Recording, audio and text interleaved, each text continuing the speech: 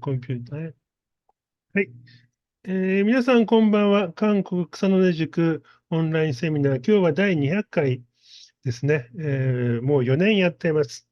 今日はですね、韓国の気候訴訟ということで、ナミアンジュのチョアンといってですね、非常にパルダンダムの横ですね。グリーンベルトというか、開発が制限されている地域で非常に自然の豊かなところ、そこに住んでいる、ソン・ミソンさんに話をしてもらいます。ソン・ミソンさんと僕は会ったことがなくて、今日が初めてです。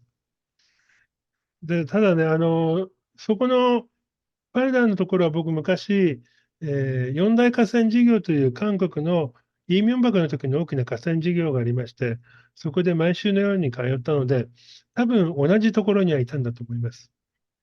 ちょうど、イチョン、1년, 2년, 3년 정도는 자주 팔당 갔습니다. 미선 씨도 그때 계셨죠?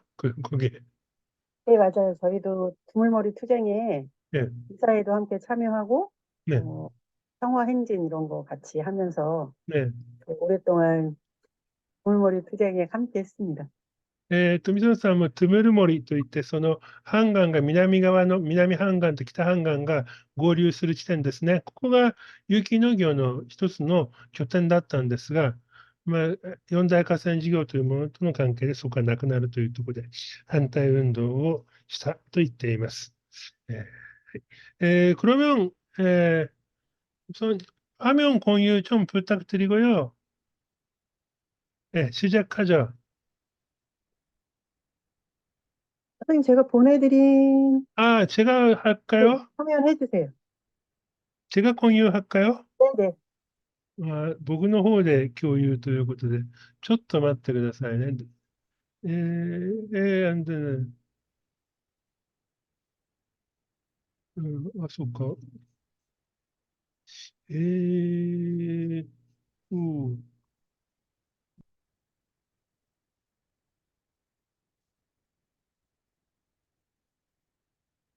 これだな。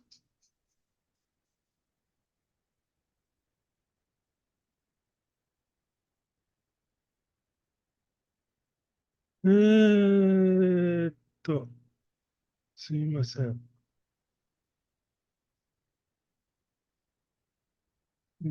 ここで、すみません。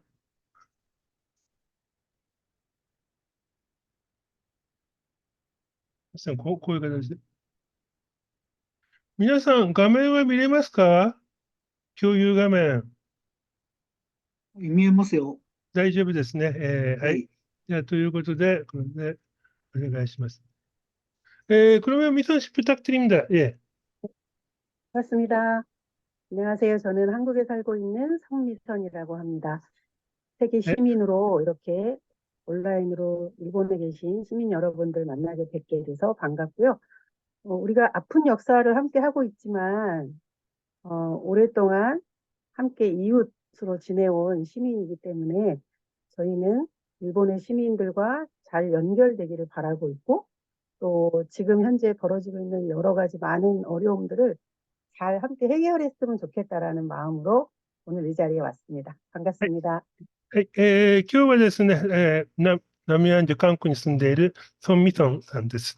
今日はこのような、えーセミナーに参加して非常に嬉しく思っています。日本と韓国はですね、非常に悲しいというか、いろいろ、乗り越えなければならない、清算しなければならない歴史がありますが、それと同時にですね、長い間、隣の国、隣国のとして、お互いに、いろいろ交流があったわけです。そういう意味でも、日本と韓国のですね、市民が、交流して、様々な課題を共に解決していければいいというなというふうに考えています。그러면 다음 페이지 넘어갈까요? 네, あれどうやればいいんだろうこれでいいのかな違うな。ごめんなさい。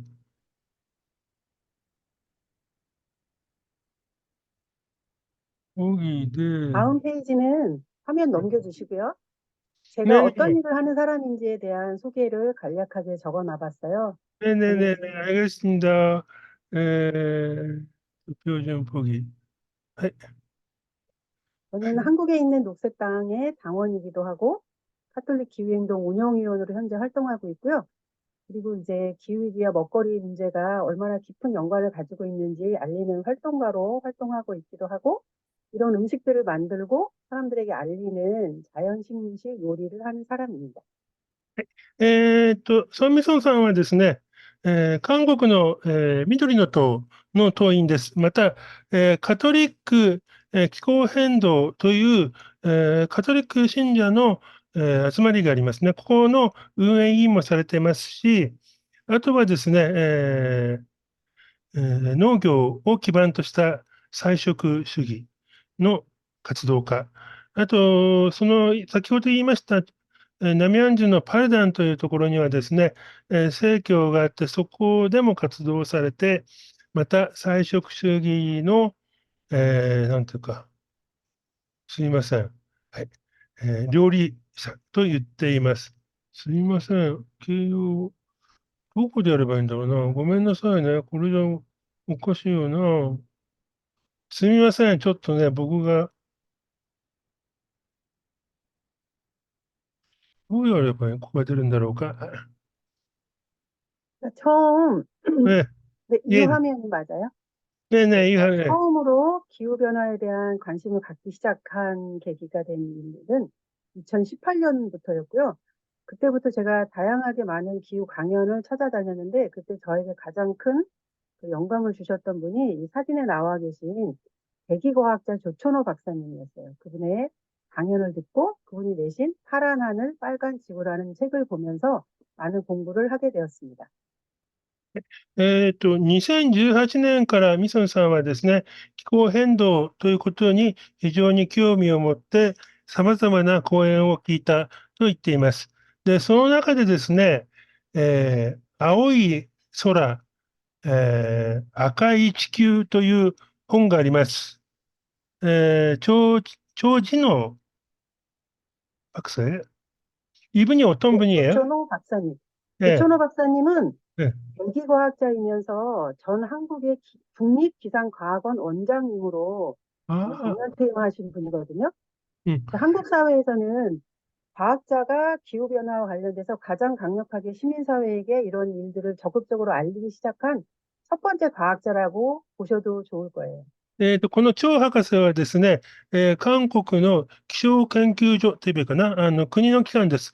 ここの、所長、委員長をされている方で、韓国の中では、科学者が気候変動に関していろいろ発言をしましたが、一番最初にですね、この張博士が発言を始めたということだそうです。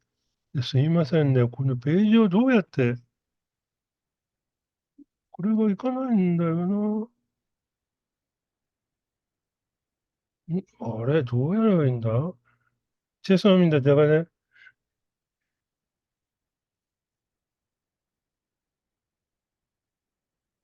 슬라이드 마스터. これでいいのかなあ、違う違う違う。죄송합니다. メモでもないし、これ違うよね。これをこうやって、標準っぽく。これだと念が違うんだな。ごめんなさい。ちょっと僕はこれは使い慣れてなくて、ごめんなさいね。はい。これでどうすりゃいいんだこれをスライドで、メスター、インセブルメスター、スライドちゃん。あれなんだ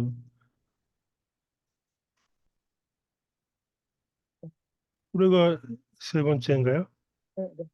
제가 죄송합니다. 이제 기후와 관련된 공부를 하면서 가장 많이 안타까웠던 거는 어, 공부를 하면 할수록 이 문제는 굉장히 시급한 일이고 우리가 모두 관심을 가져야 하는 일인데 주변에 있는 사람들은 이 문제에 대해서 관심이 없는 거였어요.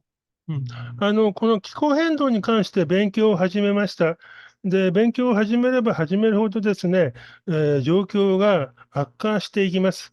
で、それにもかかわらず、周りの方は非常に、関心が薄いというのが非常に、残念だということになります。スライドレイアウト、スライドが、なんだろう、すみません。スライド上、これでいいのか。はい、ようやくわかりました。はい、で、ここですね。はい。 그래서 제가 이제 들었던 생각은, 사람들도 저도 공부하기 전에는 잘 몰랐잖아요. 그래서 잘 모르기 때문에 관심이 없는 게 아닐까라는 생각을 하게 됐고, 또 제가 이쪽으로 이사 오기 전에 예전에는 경기도 과천에 살고 있었는데, 그곳에서 에너지 자립을 위한 시민들을 교육시키는 과정을 만들어야겠다라고 생각을 하고, 에너지 기후변화 활동가 양성 과정을 시작했거든요. 그때 아마 70명이 넘는 시민들이 함께 오프라인으로 교육에 참여했고, 많은 사람들의 관심 속에 시작했습니다. えー今、みそんさんは、ナミアンジュの方に住んでるんですが、その前はですね、クワチョンというソウルの南側ですね、に住んでいました。で、やはり気候変動に対して、多くの市民が知らないから動かないことではないだろうかと思って、気候変動に関するそういうセミナーを、オフラインで行いました。で、ここで時にですね、70名もの人が参加をしたということです。 그리고 나서 제가 참여했던 기후운동 중에 하나가 청소년 기후소송단을 위한 지원단 활동이었어요.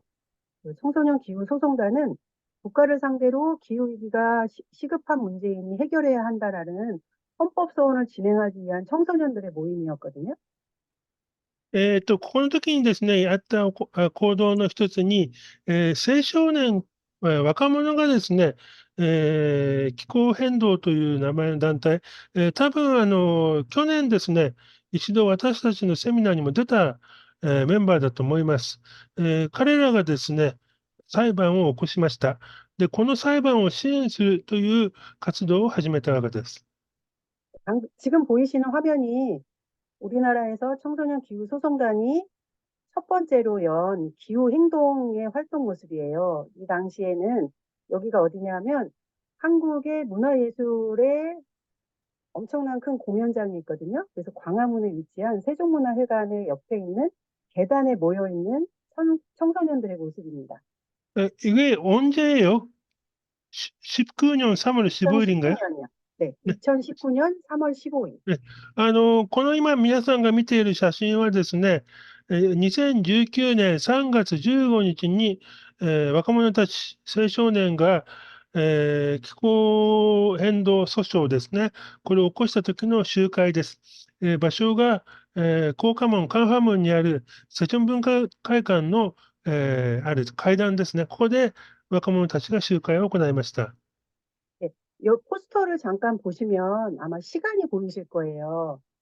여기에 청소년들이 모이는 시간을 3시부터 5시까지라고 적혀 있거든요. 그 당시만 해도 한국의 기후 활동도 학교 활동을 잘 마치고 난 이후에야 가능했던 것만큼 한국에서도 기후 활동을 하기가 이렇게 막 통편이 녹록하거나 청소년들의 활동에 대해서 모두가 지원하거나 하는 이런 분위기는 아니었습니다.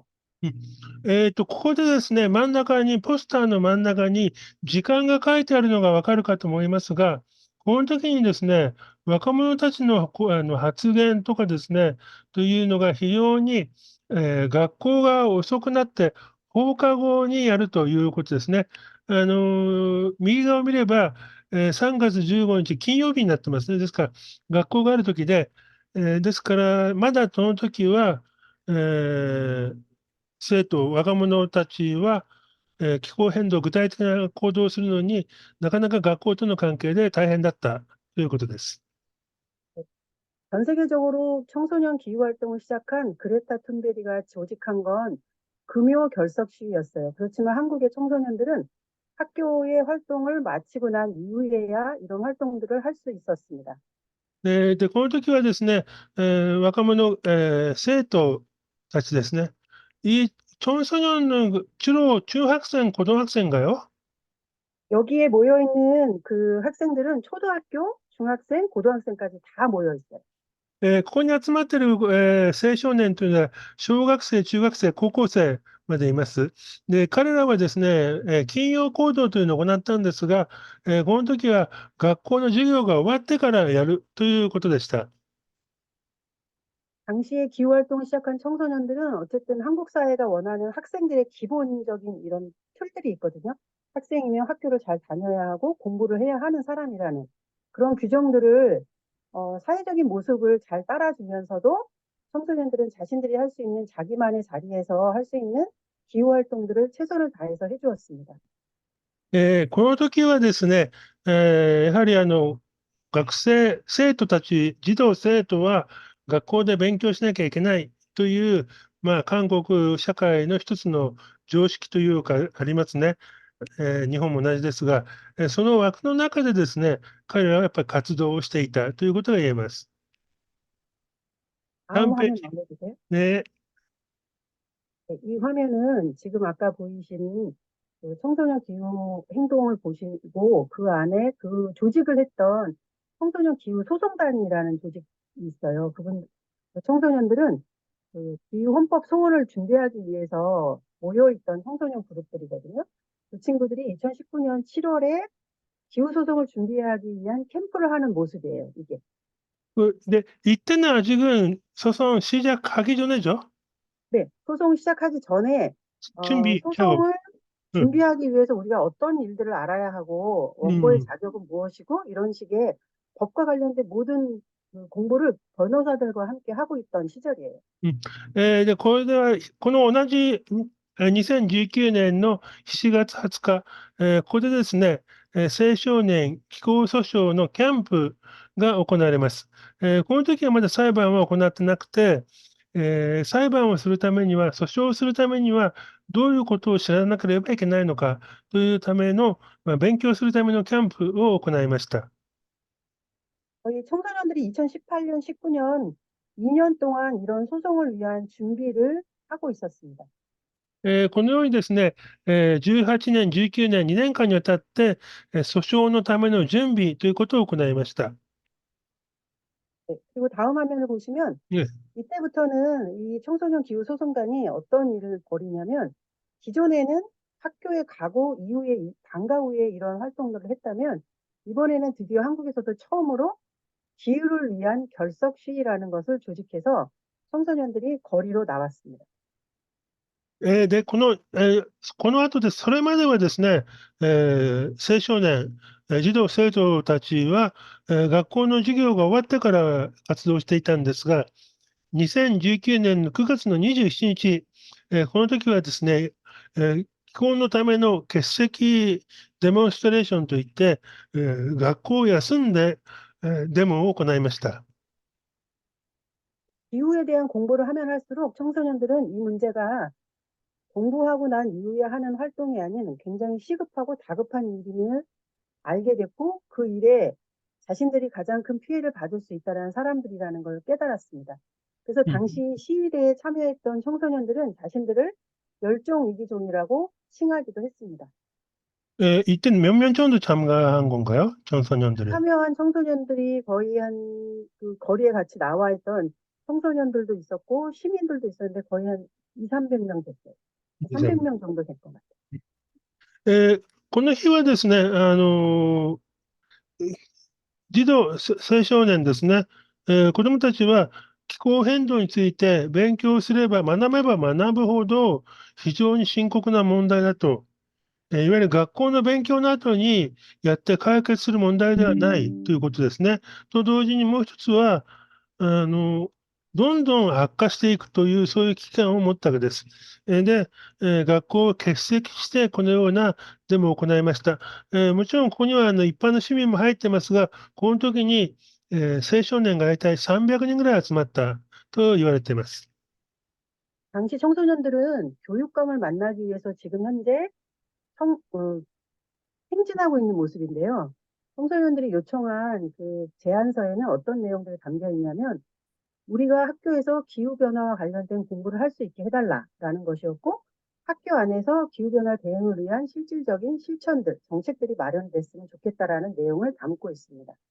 で、この時はですね、青少年、児童生徒たちは、教育官、これは日本で言えば教育委員会の委員長に該当しますが、と面談をして、まず、気候変動に対する勉強ですね、学校の授業というのをしっかりやってほしいということと、また、学校の中で活動ができるようにしてほしいということを要請しました。이 친구들은 직접 교육하고 만난 면회 한 네, 건가요? 교육감을 만나서 서한을 전달했고요. 음. 그 서한이 전달됨으로 인해서 서울시의 그 교육 정책이 조금 바뀐 변화가 있었거든요. 그게 바로 뭐냐면 학교 안에서 생태 전환 환경 교육을 실시한다라는 것들을 성과로 가져왔습니다. 아, 죄송해요. 학교 안에서 뭘 한다고요? 학교 울려가지고. 안에서 예. 생태 전환 학교 교육을 아, 실시한다. 네네. で、この時ですね、児童生徒たちは、教育官ですね、教育委員長と会って、要求書を手渡しました。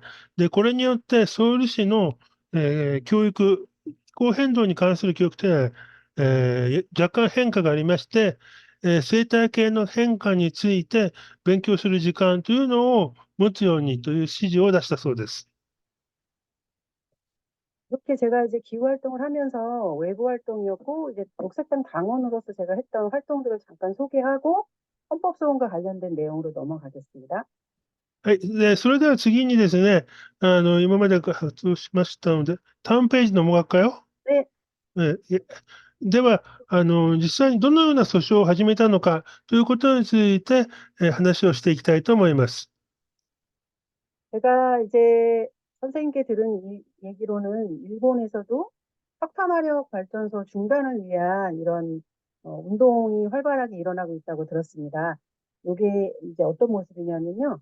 녹색당 당원들이 당시에 문재인 대통령 정권 당시에 한국에서의 석탄 발전소는 짓지 않지만 외국에서는 석탄 발전소를 신규로 짓는 것이 통과되었어요. 그래서 신규 석탄 발전소를 투자하지 마라라고 한국전력에 앞에 가서 전국에서 동시다발로 기자회견을 한전 앞에서 진행한 모습이에요. ね、여기에는 잠깐만, 이거 기가 싶은 요 할게. 네네. ここの時にですね、どういうことをやったのかということですね。一番大きいことはですね、これ火力発電所なんですが、火力発電所の前でですね、緑の党が全国で同時多発的に記者会見をすると、韓国電力の、門の前で記者会見をするという行動を行いました。ねんね。 그래서 서울에서부터 제주에 있는 전국의 당원들이 함께 참여했고요. 전국의 당원들이 함께 참여했습니다. で、この時はですね、ソウルからチェジュまで、緑の党の団員が、参加をしました。 다음 화면을 보시면 또 녹색당에서 추진했던 가장 중요한 기후활동 중에 하나가 공공급식에서 채식급식을 선택할 수 있게 하라라는 내용이었습니다. 単ページへね。 네, 네, 다음 페이지요. で、はい。で、もう一つはですね、大きな要求としては、給食の中で、いわゆる菜食ですね。ベジタリアン、菜食の選択する権利を、与えてくれという要求をしました。 당시 청소년 녹색당이 중심이 돼서 헌법소원을 제기했고요. 그 헌법소원을 제기하기 위해서 헌법재판소 앞에서 현재 기자회견하고 있는 사진입니다. これはですね、緑の党を中心にして、憲法違憲訴訟ですね、というのを行いました、憲法裁判所の前で記者会見をしている様子です。 네, 요거는 이제 당시 녹색당뿐만 아니라 한국 사회에서 채식과 관련된 다양한 운동을 하고 있는 시민사회가 함께 결합해서 이런 운동을 같이 펼쳤습니다. これはですね、単に緑の党だけではなくて、韓国国内でいわゆる菜食主義を行っているさまざまなグループや、市民が参加をして行いました。 다음 네, 화면 보시면 네, 네, 잠시만. 네,気候変動と菜食主義との関係というのが、多分なかなか、はっきりしないかなと思うので、ちょっとそこ、同じ流れの中で聞きますね。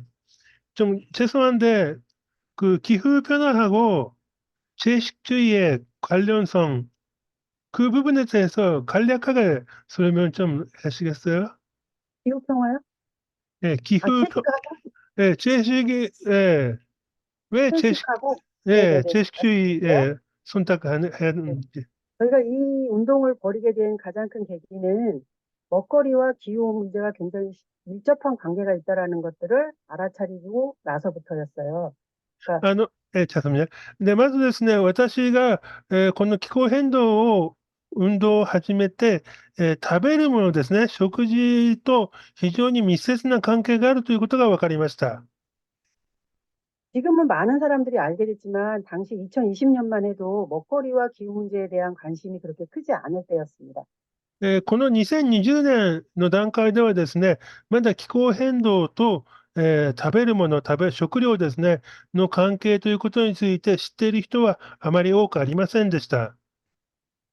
회식 선택이라는 말에서 볼 수 있듯이 육식을 제외한 식사를 할 수 있게 해달라는 이야기입니다. これはですね、菜食選択権ですね、肉食ではなくて、いわゆる菜食、野菜を中心に食べるということを、要求する、権利を認めろという裁判です。 지금 전 세계적으로 이산화탄소 배출을 가장 많이 하고 있는 게 무엇이냐라는 것들을 산업별로 이렇게 분류해 봤을 때 농업이 차지하고 있는 부분이 많게는 40%, 작게는 20% 정도 이렇게 잡혀 있는 통계들이 나와 있습니다. 이거는 주로 소인가요? 전 세계적인 통계입니다. 응?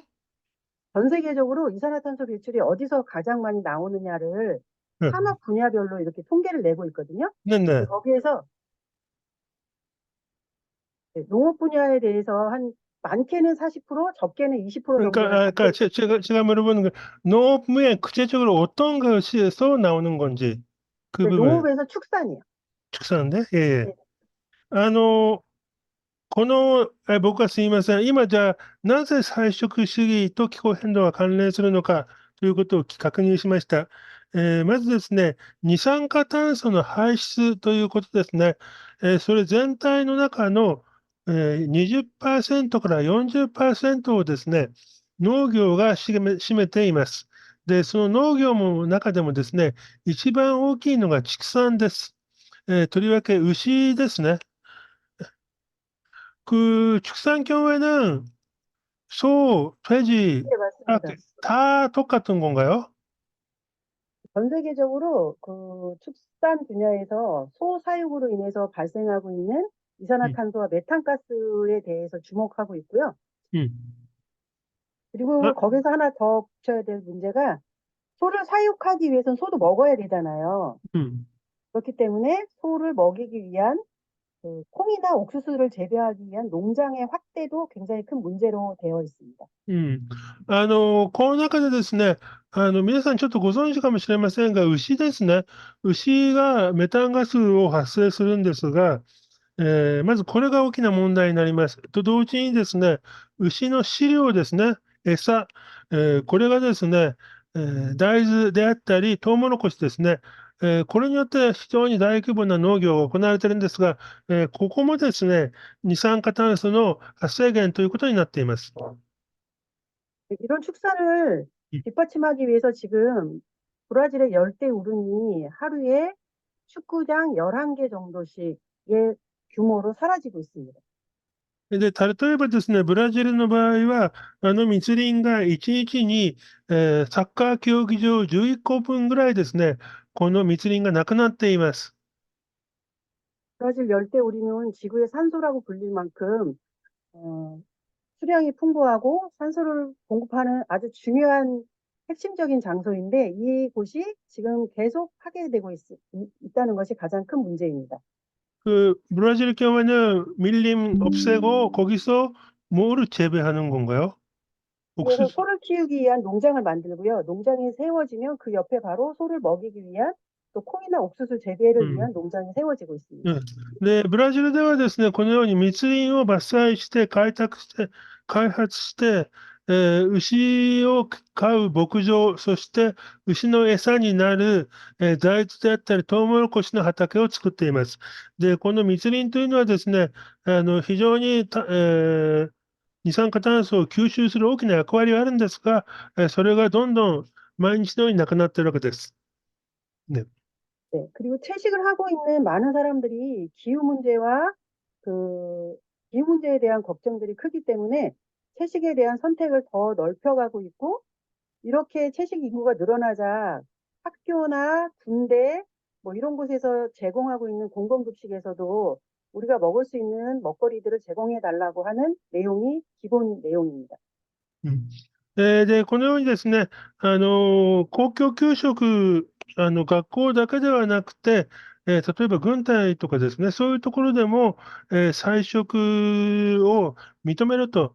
で、最近は、気候変動のために菜食が必要だと考えている人がいるわけなので、認めろということを主張したわけです。다음 그만큼 페이지. 기후와 먹거리는 큰 응, 관련이 있고요.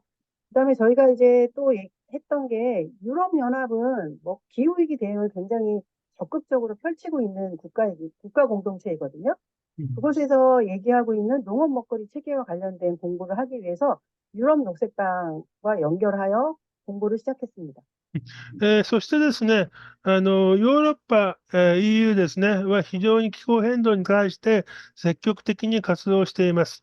で、ここでですね、農業とあと食べ物、食料ですね、その体系がどういうものなのかということを勉強するために、ヨーロッパの緑の党のメンバーとの、勉強会ということを行いました。 유럽은 기후 문제를 해결하기 위해서 농업의 방향성에 대한 그 이야기를 일찌감치 마쳤는데요. 친환경 농업을 더 많이 육성해야 되고 지금처럼 하고 있는 비장식 축산을 전환해야 된다라는 것들을 목표로 구체적으로 가지고 있었습니다. ヨーロッパの、ではですね、いわゆる有機農業ですね、をして、既存の、観光農業ではなくて、有機に転換することでですね、変動というものを防ぐという主張をしているわけです。 유럽도 뭐 치즈나 이런 것처럼 그 낙농을 기반으로 한 축산업이 굉장히 발달하고 있는 곳이라 농민들로부터 거센 항의를 받기도 했습니다. 아, 죄송해요. 다시 한번 좀 울려가지고 잘 못 들었어요. 아, 네네. 유럽도 음, 치즈 같은 이런 음, 우유를 가공한 가공 상품들이 많이 발달한 나라이기 때문에 음, 낙농업이 굉장히 발달되어 있어요. 그래서 음. 농민들로부터 굉장히 거센 반발을 사기도 했습니다. ああ、そっかそっか。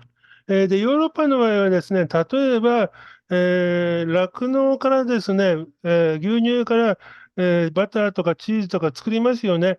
で、そういう非常に長い伝統があるわけで、そういうのが一つの生活になっているので、そこに対して、やっぱりこういった緑の党の主張というのはですね、非常に大きな反発というのがあるそうです。다음 슬라이드 보겠습니다. ねんねんね。 네, 여기는 지금 한국에서 피포지 정상회의가 열렸던 동대문 DDP 플라자라는 곳 앞입니다. 당시 녹색당 기후정의위원회 위원장이었던 여기 앉아있는 청년이라는 청년이 うん。 단식을 시작했습니다. うん。これはですね、トンデムンの、なんだかな、なんとかっていう大きなセンターの前ですが、ここでですね、緑の党の隊員がですね、石炭発電所ですね、これに対する反対の、デモンストレーションをしている様子です。 현수막에 당신을 죽이지 않는 석탄은 없다라고 적혀 있습니다. 그러면서 신규 석탄 발전소를 더 이상 짓지 말라고 이야기하고 있는 중입니다. 新規の、石炭発電所を作るなということを要求しているわけです。 피포지 정상회의는 전 세계적인 국제적인 환경회의입니다. 당시 이 환경회의에 주요 국가들의 참여가 불참되었거든요. 이유는 한국의 국가 온실가스 감축 목표량이 너무 적다라는 것이 이유였습니다. 이 회의가 어떤 회의라고 다시 한번 말씀해 주겠어요? 네, 피포지 리포지 정상회의는 전 세계에서 참여하는 환경회의예요. 국제적인 환경회의. ピッコリ、ピッコリ、 리포지. 一方時。すいません。ちょっともう聞き取れなくて、環境関係のですね、世界的な、こういった国際会議が行われたんですね。で、その時にですね、韓国政府のいわゆる気候変動に対する対応というのが非常に消極的だということで、まあ、これに反対する、あるいは参加しないという人たちもいたそうです。 당시 녹색당의 요구는 국가 온실가스 감축 목표를 상향해야 하고 うん。 신규 석탄 발전소 건설을 중단해야 한다는 내용이었습니다.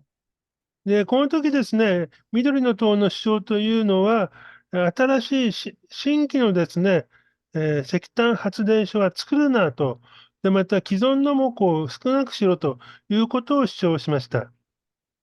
네.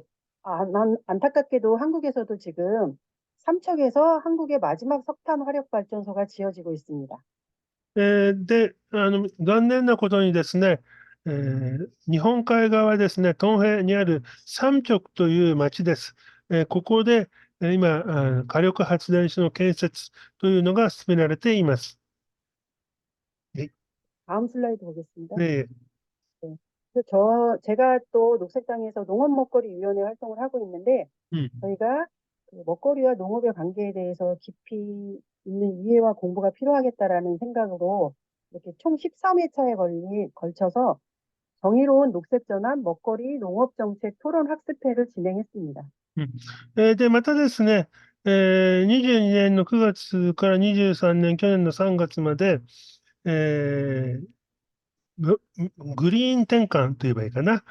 そのための、食べ物、そして農業政策をどのようにするのかという討論学習会というのをずっと行いました。13回ですね、行いました。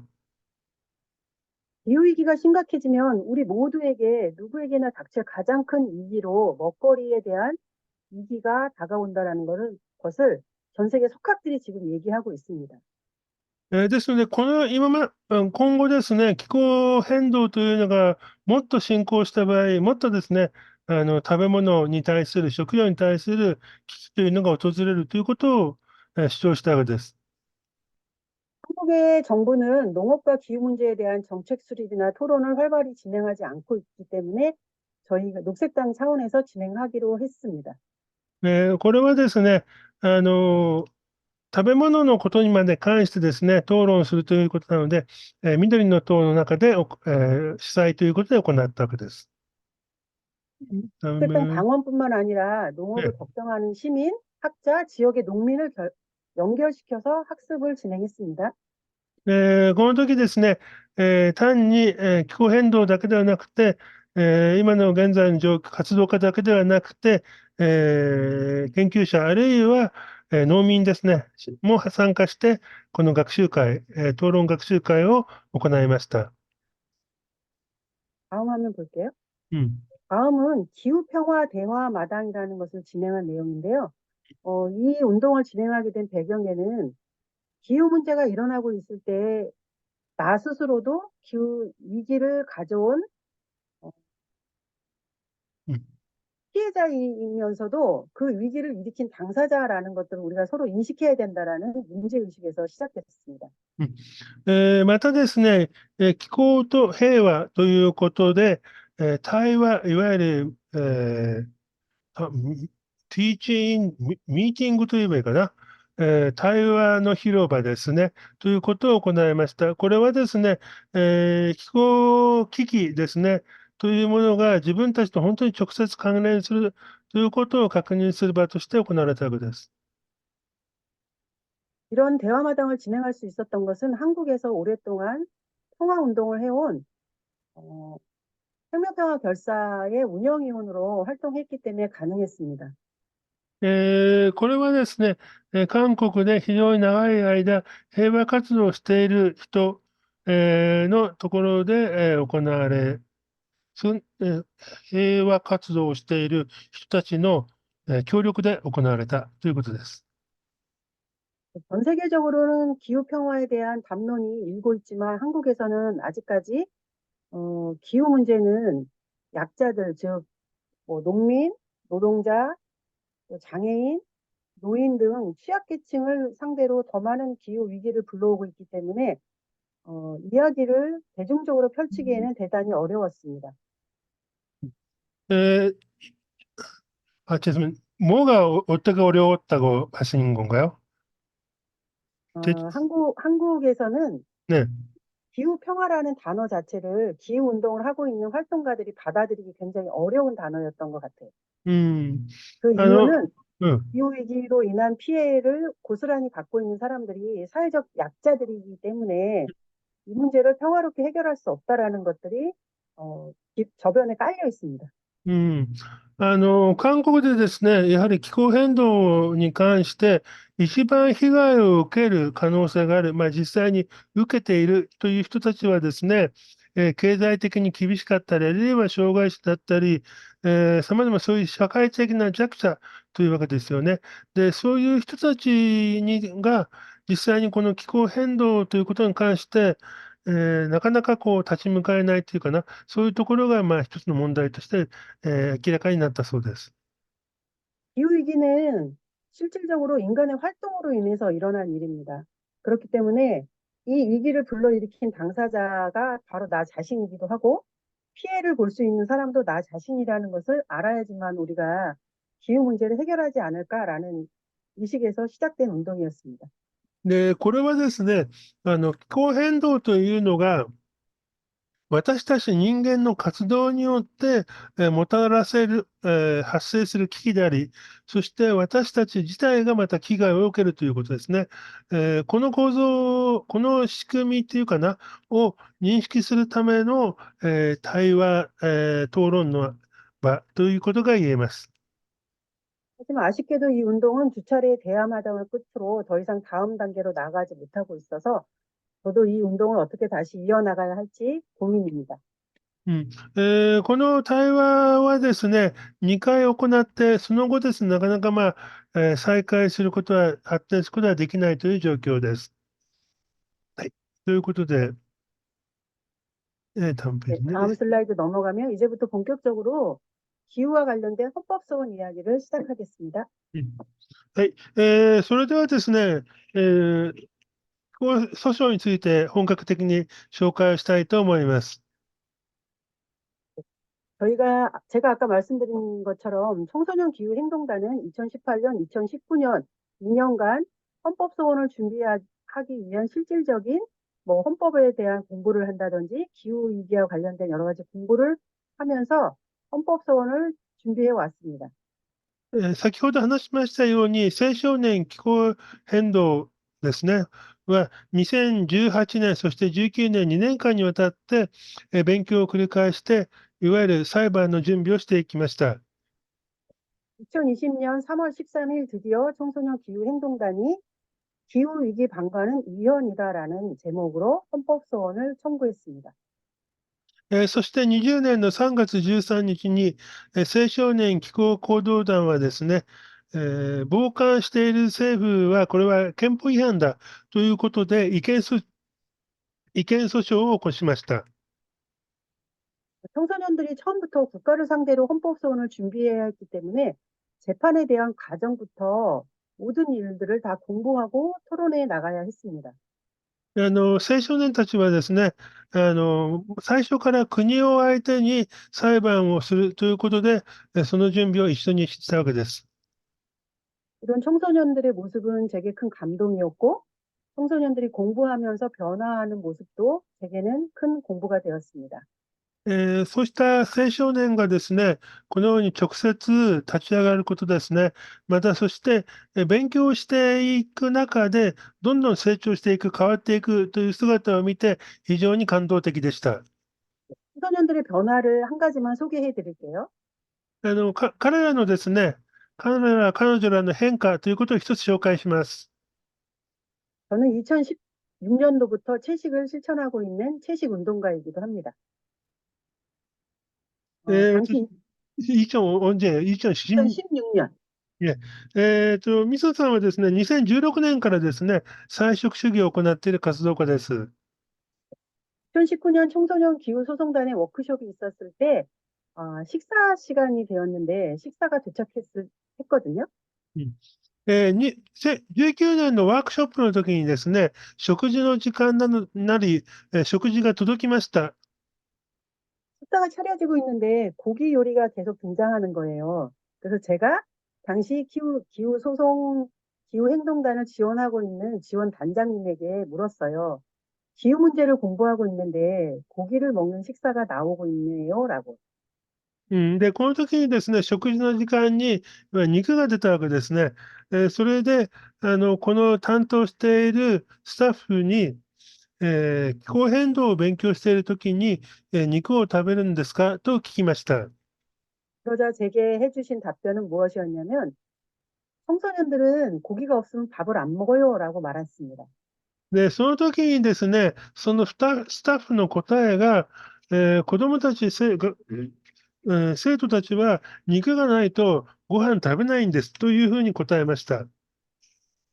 그렇지만 기후 문제를 공부하면 할수록 청소년들의 변화는 어디까지 나아갔냐면 앞으로 자신들의 식사에서는 고기를 주지 달라는 부탁을 하기에 이르렀습니다. そして彼らはですね、勉強をするに従って、変わっていきます。そして最終的には、食事の時には肉を食べないというふうに言うようになりました。 실제로 기후 운동을 하고 있는 많은 성인 활동가들도 자신의 식사를 변화시키는 일에까지 다다르는 데는 많은 시간이 걸리고 대다수의 활동가는 아직 식단의 변화를 가져오지 못하고 있는 것이 현실입니다. で、実際にですね、気候変動に関する活動家の中で、菜食主義でない人も多いのも事実です。 누가 말하지 않았음에도 불구하고 공부를 통해 우리의 먹거리가 우리의 환경을 바꿀 수 있다라는 것에 다다르자 청소년들은 즉시 실천에 옮기기 시작했습니다. 참 대단한 일이었던 것 같습니다. で、そ 대단한 して 일로 ですね、 기억됩니다. 彼らはですね、生徒たちは、勉強するに従って自らのですね、決めて、私たちが言ったわけではなくて、自ら決めて、いわゆる肉食から、菜食に変えたわけです。 청소년 기후행동에서는 기후변화를 방치하고 있는 정부와 국회를 상대로 헌법소송을 제기했습니다. で、彼女らは、気候変動を、放置しているといいますか、国会、政府に対して違憲訴訟を行ったわけです。3ページを、これな。 당시 녹색당은 정당 중 유일하게 청소년 기후 소송을 지지하고 연대하기 위해 헌법재판소 앞에서 지지 현수막을 펼치고 그들과 연대했습니다. で、当時ですね、この青少年の、気候訴訟ですね、これを支援する政党は緑の党だけでした。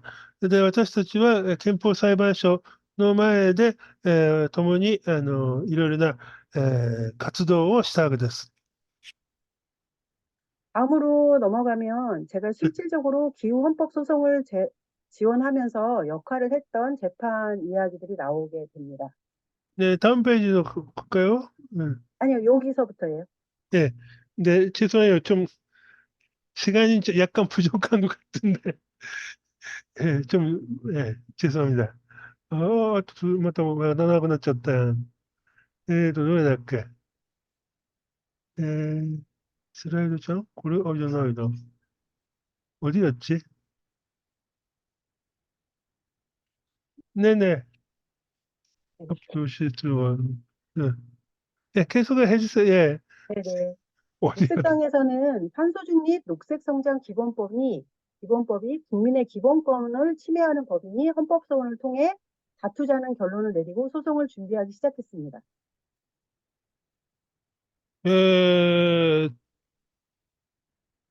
이게 언제 탄소 중립 2021년 10월이에요. 2021년이라면 윤석열 정권 때인가요? 그럼 문재인 때도 어느 쪽이야? 문재인이에요. 예? 문재인. 문재인 때 마지막이네요. 네네, 말하자면. 마지막. 거의 네, 마지막에. 맞다, 맞다. 2021年の10月11日、炭素中立グリーン成長基本法というのが、ムン・ジェイン政権の末期ですね、に成立したんですが、これも違憲だということで、憲法裁判所に、えーえ請求を行いました。 소송을 준비하면서 녹색당만의 소송이 아닌 기후운동을 하고 있는 전체 시민들의 참여를 이끌기 위해 기후위기 비상행동가 진보 정당들에게도 함께 참여할 것을 요청드렸고 함께 진행하게 되었습니다. これに関してはですね、気候変動に対しての市民団体、そして他の進歩政党も一緒に参加をしました。 네, 지금 현재 사진에 보이는 모습은 중학교에 다니고 있는 학생이 うん 당시 왜 우리가 헌법소원을 하고 있는지 읽고 있는 장면입니다. この写真はですね、当時中学生がですね、なぜ自分たちはこの、基本法が、ダメなのか、問題があるのかということを主張しています。 다음으로 넘어갈게요. ねえねえ 다음은 2022년에 진행된 아기 기후 소송입니다. で、また、これはですね、2022年ね、2022年に行った赤ちゃんの気候訴訟です。 한국에서 가장 활발하게 탈핵 운동을 하고 있는 탈핵 법률가 모임 해바라기라는 변호사 단체가 있는데 그곳에서 대표 변호사인 김영희 변호사님 주도로 진행된 기후 소송입니다. これはですね、ヘバラギという弁護士のグループかながあって、キム・ヨンイさん、僕も知ってる方なんですが、彼女がですね、中心になって行っている、本当赤ちゃんがですね、原告になるという訴訟です。 원고가 미성년자이다 보니 원고를 모집하는 데 있어서 어려움이 굉장히 많았습니다. これはですね、原告が未成年者、子供、赤ちゃんなので、非常に募集というかな、集めるのが大変でした。 김영희 변호사님에게서 녹색당도 함께 하자는 제안이 들어왔고 제가 녹색당 내 실무를 맡아 진행하게 되었습니다. これに対してですね、キム・ヨンミョンヒ、김영희 キム・ヨンヒさん弁護士からですね、緑の党も参加してくれという要請がありまして、それで共にやることになったことです。 그래서 전국에 있는 녹색당원들에게 아기 기후 소송을 알리고 원고를 모집하고 서류를 준비하는 일에 함께 참여했습니다.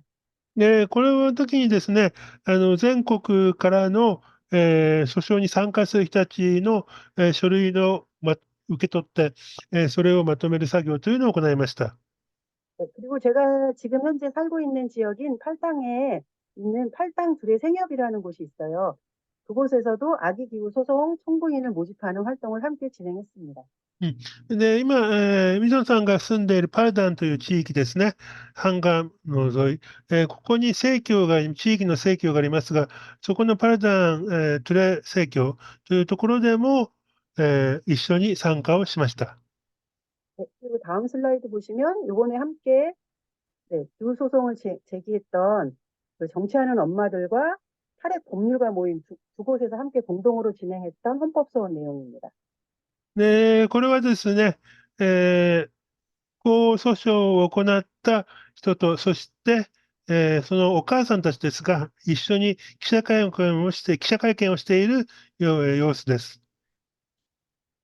네, 그렇게 해서 2020년에 2020년 3월에 청소년 기후 소송단이 제기한 헌법소원이 진행된 이후 4년 만에 처음으로 공개 변론이 진행되었습니다. で、この訴訟を始めてですね、初めて、잠깐만요. 처음으로 했던 거잖아요. 죄송해요. 처음으로 공개 변론이 진행되었습니다. 初めてですね、公開弁論が行われました。 4개의 헌법소원이 함께 병합으로 진행된 데에는 4개의 헌법소원이 제기한 공통점이 있었기 때문입니다. で、このですね、裁判というのが共に네 개 재판 소송이 같이 묶어서 하는 건가요? 네네네. 네. 다섯 개나 네 개네요. 네. 아닌가? 네, 5개 중에 4개요. 今ですね、韓国では5つの訴訟が行われています。で、そのうちの4つがですね、共通点があるということで、一緒に今裁判を行い、で、この4月にですね、初めて公開弁論が行われたわけです。 이렇게 4개의 그 소송을 같이 진행하게 된 이유는 우리가 진행했던 내용 중에 공통점이 국가 온실가스 감축 목표량이 지금 잘못되었다라는 이야기와 함께 국가가 이 일에 대한 책임을 지어야 한다라는 공동된 내용이 있었기 때문이었습니다. これはですね、具体的に、言うと、まず、国が今設定している目標ですね。炭素を、排出を、低くする、抑える目標というのが、間違えていると、その数字自体が間違えているということと、また国には責任があるんだという、この2つの主張が、共通であるために、今4つの訴訟が、共同で行われています。 당시 저는 변론 현장에 함께 했습니다. で、一緒にします。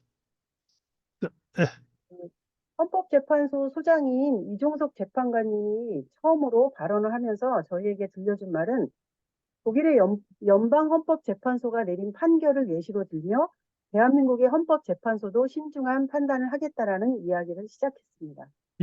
で、この憲法裁判所でですね、裁判長が、ドイツでもうすでに、독일에서는 판결이 나왔죠. 네, 독일에서는 시민들이 승리했습니다. で、ドイツではですね、もう、判決が出て、この気候変動の判決が出て、市民が勝っています。で、そういう事例があるために、韓国の憲法裁判所の裁判官も、ドイツの事例を参考にして、慎重に、裁判を進めるということを、言いました。 그리고 또 최근에 승소한 스위스의 70대 여성 2,400명이 정부를 대상으로 낸 인권 위반 소송 판결문을 구할 수 없다며 청구인 변호인단에 이 판결문 전문을 구해서 서면으로 제출해달라는 요청도 있었습니다. 어느 소송이요? 죄송해요. 스위스? 스위스, 네, 스위스에? 스위스의 70대 여성 2,400명이 정부를 대상으로 낸 음. 인권 위반 소송. ああとですね、スイスでもこの気候訴訟が行われていて、人権を侵害しているんだという判決が出ています。 이 これ、 소송에서도 정부가 うん 원고들의 손을 들어줬거든요. これをですね、その判決文全文をですね、いわゆる、証拠として、提出しました。 하면서 이 재판의 판결문 전문을 구해달라는 요청이 있었습니다. で、その判決文全文をですね、入手して出してほしいという要請もあったそうです。 음, 그리고 네. 그리고 이렇게 이제 어쨌든 저희가 이제 총 4개의 공개 변론과 관련된 간략한 이야기들을 좀 들려드렸고요. 그 아래쪽 슬라이드를 보시면 음, 그 외에도 제가 진행하고 있는 그 다양한 이야기들인데 여기 지금 혹시 이거는 뭐냐면요. 저희 녹색당 당원 5명이 그 철강과 관련돼 가지고 그 포스코에서 진행한 세계에서 그 철강과 관련된 회의가 국제 회의가 있었어요. 그래서 거기에 가서 저희가 포스코가 한국에서 제 첫 번째로 이산화탄소 배출을 가장 많이 하는 기업이거든요. 이산화탄소 배출을 줄여야 한다라는 이야기들을 전달하기 위해서 회의장에 난입해서 저희가 이렇게 유인물을 뿌린 적이 있습니다. これはですね、韓国ではポスコですね、昔の湖畔製鉄ですね。で、ここがですね、韓国の中で一番二酸化炭素を排出している施設になっているんですが、その前で、気候変動のためにポスコはちゃんと、당시 저희에게 음, 내려졌던 법원의 판결은 음, 벌금형이었거든요. 음. 저희가 그 벌금형을 거부하고 정식 재판을 청구해서 그 벌금을 거의 반으로 깎았습니다. 누가 벌금, 포스코, 아니, 포스코가 이제 저희를 검찰에 송치했고, うん。 법원에서 녹색당 당원들에게 벌금형을 내린 거죠. うーん。 회의장에 난입했다라는 이유로. ああ、で、これはですね、廃棄物、ポスコの敷地の中に、緑の党の党員が乱入したということで、結局、有罪だということで、罰金刑が起きたんですよね。ただ、それ、緑の党の、メンバーたちは、その罰金を払うのは拒否して、それで今、그러면 다시 재판 계속돼 있는 거네요? 이 재판은 헌법소원하고 별개의 다른 재판이고요. 네, 그래서 이제 이시, 저희가 그냥 이시로. 네네, 민사로 진행됐던 재판인데 네. 저희가 그 벌금형을 거부하고 다시 정식 재판을 청구한 거예요. ああ、そうかそうかそうか。ですから、ちょっと日本の裁判の仕組みと違ってて、結局、最初にですね、会員、なんて言えばいいのかな、이 罰金、 재판도 거의 한 1년 걸렸어요. うん、罰金刑で簡単にやる裁判に対して、罰金を拒否して、正式裁判にしてくれという要求を緑の党の党員たちがしたそうです。 당시 판사가 내린 최종 그 발언은 무엇이었냐면 녹색당 당원들이 한 행위의 정당성은 인정할 수 있다. 하지만 그 다른 사람의 타인의 장소에 불법으로 들어간 것은 인정하기 어려우니 벌금을 반으로 감액한다였습니다. 행위의 정당성은 인정하지만 그 공공장소에 그런 식으로 들어가는 것은 안 된다라는 것이 이유였어요. で、その時の裁判の判決ではですね、主張は正しいが、公共の場所にそうやって乱入するのは、こうっていうかな、他人のところと言ったらいいのかな、乱入するのは違法だということで、何か罰金というのは、規定の罰金の半分にしたっていうんですが、すいません、ここについてはもう一回後で確認します。 저희가 아쉽지만 어쨌든 이렇게 벌금이 반으로 준 것도 그다음에 판사의 그 판결문 내용도 굉장히 의미가 있다라는 이유에서 첫 기후재판 승리로 이렇게 기자회견도 진행했습니다. で、この時はですね、いわゆる報道の動機と言えばいいのかな、を認め、また罰金刑を半分にしたということで、これは、気候変動に対する行動が、認められたということで、勝利したんだということで、このような、写真を撮ったということですね。わかりました。いえ、3ページ 넘어갈게요. 네, これはなんだ 네, 이 모습은 한국에서 또 이산화탄소 배출을 많이 하고 있는 기업 중에 하나가 두산이라는 기업입니다. うん。 이곳에서 두 명의 청년 활동가들이 세우의 석탄 발전소를 짓지 말아야 한다. 왜냐하면 두산이 지금 외국에서 석탄 발전소를 짓고 있거든요. 그래서 그것과 관련돼서 가서 시위를 벌였습니다. 여기 え、 보시면 두산이라는 글씨에 초록색 스프레이가 보이시죠? うん。 이거를 청년들이 여기다 뿌린 거예요. あ、이거요? 네네네. トサンというメーカー、会社があるんですが、ここもですね、石炭発電所を作っています。で、それに反対する、行動をしていますが、実はこのトゥサンという子が緑色になってますね。これはこの彼らがですね、スプレーで緑にしたそうです。日本でやったら捕まるな、これだけで. 이게 그 네, 일본에서 이런 거 하면 체포돼요. 체포돼요.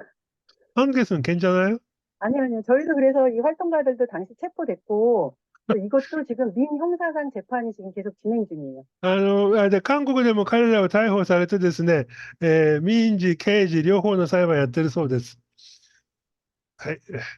다음으로는 기후 위기에 대한 공부를 하고 계신 어르신들이거든요. 80에서 90세 된 어르신들인데 이분들도 공부를 하다 보니 기후와 먹거리와 관련된 연결성을 아시고 그 문제를 공부하기 위해서 저에게 의뢰해서 수업을 하고 있는 모습입니다.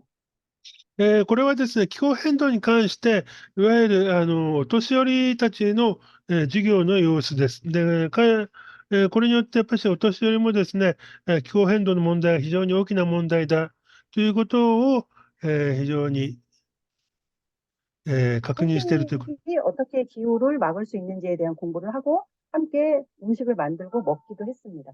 とりわけですね、食生活を通してですね、気候変動を防ごうということですね。ということで、実際に作ったりとかもしたそうです。 네, はい。 다음 볼게요. はい。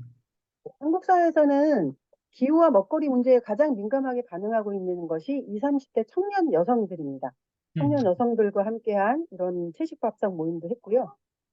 で、またですね、30代に、40代のいわゆる主婦ですね、女性たちを対象にした、地球の、ご飯と言えばいいのかな、地球を救うご飯ですね。こういった食事に対して、講義、講習なども行っています。は 한국은 い。다양한 기후활동 단체들이 있는데 그 중에서도 특별한 단체가 60 플러스 기후행동이라는 단체입니다. で、この中でですね、ここにあります60プラス気候変動という、団体がありますが、 60대 이상의 우리 사회의 어른이라고 할 수 있는 분들이 모여서 기후운동에 적극적으로 대응하기 위해서 만들어진 모임인데 うん。 이곳에서도 최근에는 기후와 먹거리 문제에 대한 관심을 가지고 이렇게 공부하고 있습니다. うん。で、このようにですね、60歳以上の方々もですね、気候変動に非常に興味を持ち、こういった食べ物からですね、活動しているということです。예. 그리고 마지막, 그리고, 네, 그리고 다음은 여기 지금 이게 아기 기후 소송 당시 기자회견을 하고 있는 엄마의 모습이에요. 이 엄마 뱃속에 있는 태아가 저희 아기 기후 소송 청구인, 대표 청구인이었거든요. 음. 그 아기가 태어났을 때 첫날 엄마하고 함께 찍은 사진을 옆에 같이 보여드렸습니다. で、これは先ほど言いました、赤ちゃん訴訟ですね。それで、この方の場合はまだ妊娠中で訴訟を始めて、で、今、右側の写真が生まれた時の写真です。 네. 저희가 그 첫 번째 공개 변론 당시 변호사께서 어떤 이 사진을 보여주셨어요. 그러면서 당시에 그 청구인이 태아였는데 지금 그 아이가 태어나서 4년, 2년이 지났잖아요. 그러니까 17개월이 돼서 헌법재판소 앞에 나타났거든요. 우리가 이 어린이들의 미래에 대한 책임까지를 지금 현재 우리가 함께 져야 한다라는 말로 네, 변론을 마무리하였습니다. で、この訴訟を始めたときはですね、妊娠中で、その後生まれて今17ヶ月目です。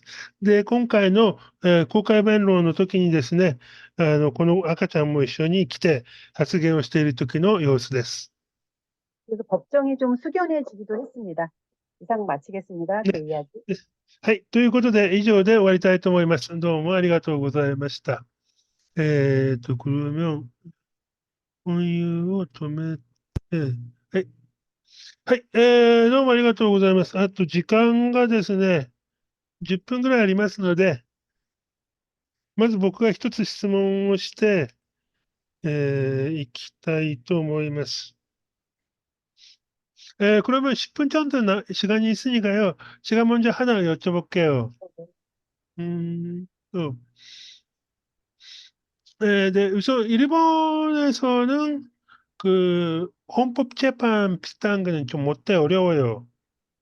그러니까 지금은 기후투납재판 4개가 있고, 지금 제가 문자로 보내드렸거든요. 그 페이지 보시면 일본어이지만 어떤 재판이 있는지 알 수 있습니다. ですね、日本の訴訟についてはリンク貼りました。ここをご覧ください。で、法律が違うので、日本ではですね、いわゆる、環境団体が原告になるとかで、ストレートに原告になるとか、そういうのは、資格がないということで認められないんですよね。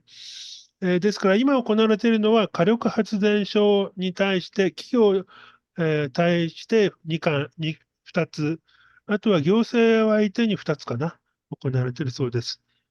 で、僕がですね、ちょっと思ってるのは、食べ物以外では、一体どういうことが可能なのかということですね。そこをやっぱりちょっと聞こうかなと思います。그 목걸이 채식주의나 그거 다음에 어떤 행동이 중요한 건가요? 기후 위기를 막으려고 하면. 네네. 저희가 이제 기후위기를 막기 위해서 할 수 있는 다양한 활동들이 있지만, 일단 기본적으로 개인들이 할 수 있는 실천에 대한 이제 이야기들을 좀 하다 보니까, 음, 먹거리 문제화하고, 그다음에 음, 음식물 쓰레기를 줄이는 일, 이런 음, 것들이 굉장히 큰 이제 이슈로 드러나기 시작했거든요. 그래서 음, 플랜 드로다운이라는 책에도 보면 기후위기를 해결할 수 있는 100가지 방식을 나열했는데 그중에 상위권에 그 먹거리와 관련된 채식 전환에 대한 이야기가 언급이 되고 있습니다. うんやっぱりですね、まず気候変動との関係では、食べ物ですね、の問題。あともう一つは廃棄物、ゴミの問題というのがあると。で、ヨーロッパとかそういうのを見ると、やはり菜食、食べ物というのが非常に大きな、なんていうかな、ことになっているということですね。うーんと、で、僕の個人的な意見を言うとですね、今、ゴミの問題が出たのでちょっと言います。僕は去年の5月ぐらいまでいわゆるプラスチックの分別の工場で働いていたんですが、プラスチックの分別って本当できないんだよね。生半可のことでは。ですからね、プラスチックの再利用っていうのはね、本当に難しいなというのを感じました。で、そこを本当にね、どのように解決するのかっていうのはね、非常に苦労しますね。プラスチックもいろんな種類が混じってるので、それをごっちゃに混ぜちゃうと全く何も使い物にならないんですよね。ちゃんとプラスチック種類ごとに分類して分けて、で、なおかつ洗浄しないといけないので、ものすごい費用がかかってしまいます。エネルギーも含めて。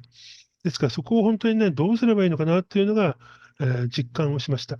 제가 사실은 작년 5월까지 집 근처에 플라스틱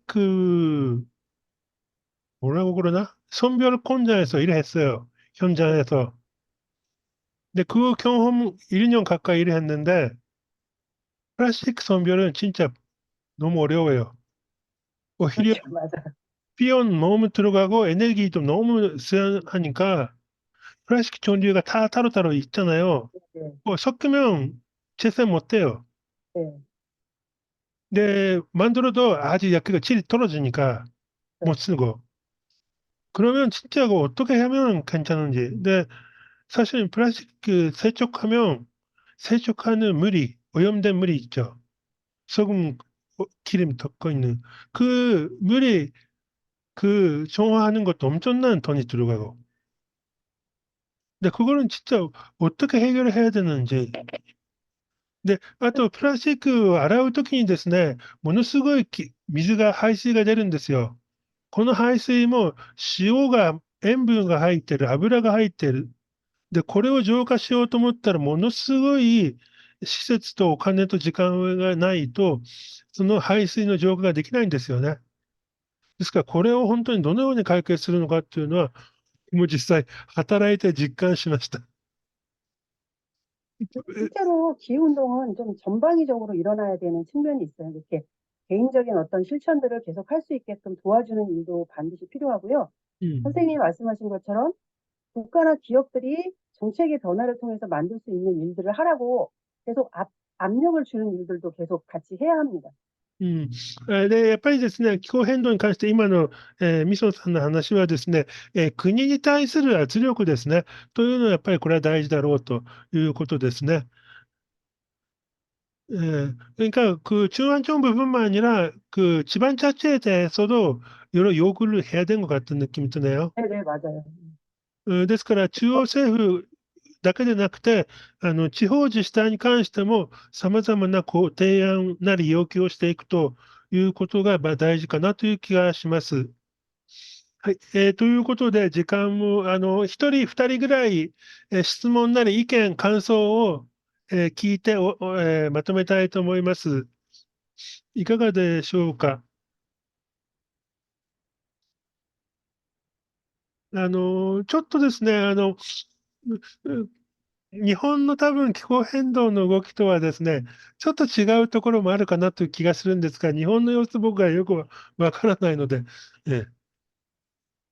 일본하고 좀 차이가 있는 느낌이 드는데, 사실 내가 일본에 안 사니까 잘 몰라요.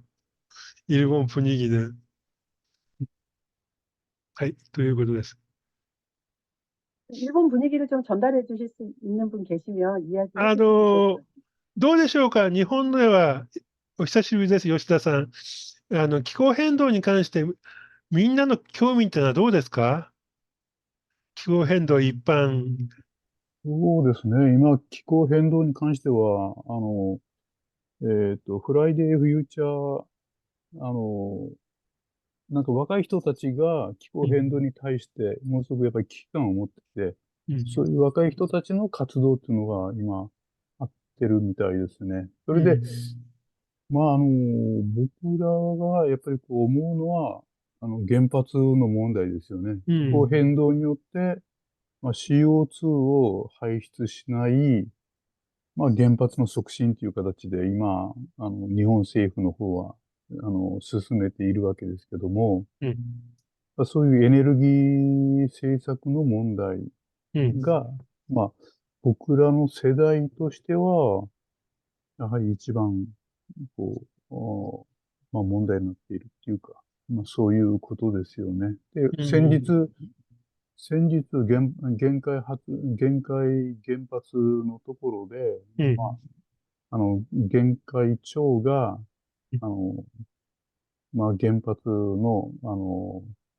えー処理、し処理燃料を、受け入れるかどうかの、そういう文献的な調査を、OK をしたわけですよね。それが今、非常に大きな問題と今なっています。そうですね. 음. 일본의 경우에는 물론 젊은 사람들이 그 활동하는 친구들도 좀 나왔어요. 네, 네. 하지만 그 전체적으로 가장 큰 문제는 CO2 배출량이 적은 원자력 발전소를 추진하자라는 것이 일본 정부의 입장이거든요. 네, 그걸 괜찮다고 생각하는 사람도 많아 있어요. 네, 지금 요시다 상의 근처에 규슈에 사시는데 규슈에는 겐카이原発라는 원전이 있거든요. 후쿠오카 옆에 40km 정도, 30km, 40km인가? 네, 거기서 겐카이 마치라는 지방자치회가 사용 후에 핵 원료를 저장하는 시설을 만들기 위한 서류 심사, 조사를 받아들였어요. 근데 그거 받기만 해도 엄청난 돈이 들어오거든요. 지방정부에, 지방자치회에 보조금이 들어와요. 네, 그런 흐름이 있으니까 원전을 어떻게 하는가라는 문제가 가장 커요. 일본의 경우에는. 한국도 마찬가지인 것 같아요. 한국도 지금 윤석열 정부는 원전을 통한 그, 뭐라 그래야 돼요? 이것을 친환경 에너지라고 얘기하면서 원전을 자꾸 이제 활성화시키려고 하고 있잖아요. 그래서 전 세계적인 흐름하고는 완전히 반대로 가고 있는 거죠. 네, 韓国も全く今同じで、ユン・ソギョル政権は原発推進ですね。で、原発は非常にクリーンなエネルギーだということで、推進しようとしています。 조천호 박사님이 하신 말씀이 있어요. 강연 중에. 독일은 지금 거의 재생에너지 비율을 100%로 맞추기 위한 그 완성 단계에 다다르고 있고, 그 원전은 다 문을 닫았잖아요. 그러면서 뭐라고 말씀하셨냐면, 독일의 이제 뭐 앞으로 미래 세대를 살아갈 청년들, 그다음에 뭐 어린이들은 더 나은 미래로 나아가기 위한 탄탄한 이제 길 위에 서 있고, 한국 사회의 이 청년이나 그 어린이들은 아직도 불안정한 미래에서 그 원전이 굉장히 위험한 에너지인데도 불구하고 또 경쟁력이 없는 국제사회에 서게 될 것이다라는 이야기를 하면서 한국 사회도 좀 더 빠르게 재생에너지로의 전환에 박차를 가해야 한다는 말씀을 하셨거든요. 先ほど言った博士がですね、ドイツの事例を紹介して、ドイツは今、原発が動いてないですね。で、やはりドイツの子どもたちは、ちゃんとした未来を、手に入れることができるけど、韓国の子どもたちは非常に不安な未来しかないということをしているそうです。で、やはりその辺が一つの大きな問題ですが、難しいよな、本当に。気候変動はね、わかりました。はい。ということですみません。そろそろ、ここで終わりたいと思います。日本の, 민원 씨, 다음에 책방 언제쯤 하는 거예요? 책방이요? 네네. 어떤 책방이요? 헌법재판 한 번만 한 거예요. 헌법재판 그냥 5월 21일이요. 2차 변론이 있을 거예요. 5월 21일이. 네네. 또 다음에는 아직은 없죠? 그 다음, 네네. 아마 2차 변론이 끝나고 나면 판결이 올해 안에 나오지 않을까라는 기대를 하고 있습니다. 아, 한국네. 판결, 그때는 일본에서 누가 와야 된 것 같은데. 네. 그런 느낌이 드네. 저희 한국에서 있었던 이 기후 헌법 소원이 아시아 최초의 공개 변론이었거든요. 그래서 이 부분에 대해서 전 세계적으로도 되게 관심을 가지고 있기 때문에 일본에서도 누군가 오셔서 같이 연대해 주시면 사실 저희가 이제 팬데믹 이후로 이런 모든 문제들이 그냥 국제적으로 따로따로 살고 있지만 결국 한계로 연결되어 있다라는 것들을 알게 되었잖아요. 알겠습니다. 5月21日に第2巻のまた公開弁論があって、その後ですね、今年中に判決が出るんではないかという話です。ですので、ちょっと僕もですね、緑の党のメンバー、日本の緑の党のメンバー知ってるし、いろいろ原発訴訟をやっている弁護士さんもいるので、ちょっと今回の、イソンさんの話を共有してですね、せめて判決の時には日本からも誰か行くぐらいのことをできないかなというふうに今思いつきました。알겠습니다. 예. 좀 일본 분하고도 다른 활동하고 공유해가지고 연락드릴게요.